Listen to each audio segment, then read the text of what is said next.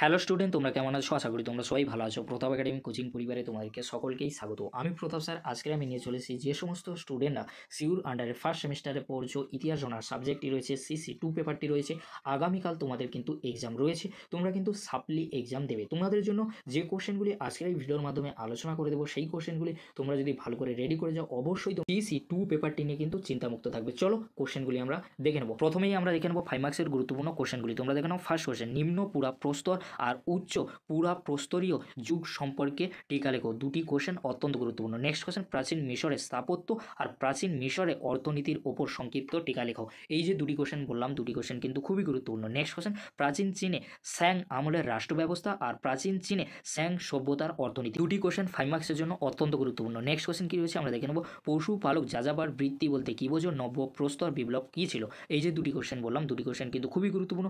Next আমরা দেখে নেব প্রাচীন গ্রিক ঐতিহাসিক থুকিডিডিসের, সক্রেটিসের, প্লেটোর, এছাড়াও কিন্তু রয়েছে সোফোক্লিসের কৃতিত্ব। এই যে চারজনের আমি নাম বললাম, থুকিডিডিস, সক্রেটিস, প্লেটো আর হচ্ছে গিয়ে সোফোক্লিস, এই যে চারজনের আমি নাম বললাম, এই চারজনের কৃতিত্ব তোমরা ভালো করে রেডি করে যাবে। অবশ্যই তোমরা এরই মধ্যে থেকে একটি কোশ্চেন কমন পেয়ে যাবে। নেক্সট কোশ্চেন কি রয়েছে আমরা দেখে নেব। প্রাচীন স্পার্টায় হেল্ডদের শ্রেণীবিন্যাস, বিদ্রোহ আর সংবিধান। এই যে চারটি কোশ্চেন রয়েছে স্পার্টায়, এই চারটি কোশ্চেন তোমরা ভালো করে রেডি করে যাও। অবশ্যই তোমরা এরই মধ্যে থেকে একটি কোশ্চেন মার্কস 5 এর জন্য কমন পেয়ে যাবে।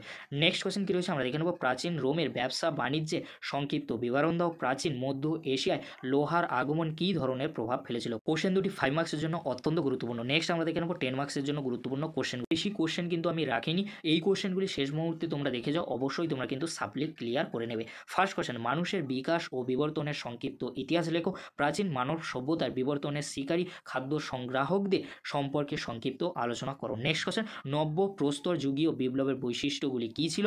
নব্য প্রস্তর যুগীয় বিপ্লবের তাৎপর্য ব্যাখ্যা করো। নেক্সট কোশ্চেন কি রয়েছে আমরা দেখে নেব। পশ্চিম এশিয়ায় আদি লৌহ যুগের প্রভাব আলোচনা করো। প্রাচীন গ্রিসের ট্র্যাজিক নাটকের বিকাশের ধারাগুলি আলোচনা করো। প্রাচীন গ্রিসের সমাজ ও অর্থনীতিতে দাস প্রথা কিভাবে একটি স্বাভাবিক বৈশিষ্ট্যে পরিণত হয়েছিল? কোশ্চেন তিনটি কিন্তু খুবই গুরুত্বপূর্ণ রয়েছে 10 মার্কসের জন্য। নেক্সট কোশ্চেন, প্রাচীন রোমে কৃষি অর্থনীতির বৈশিষ্ট্যগুলি আলোচনা করো।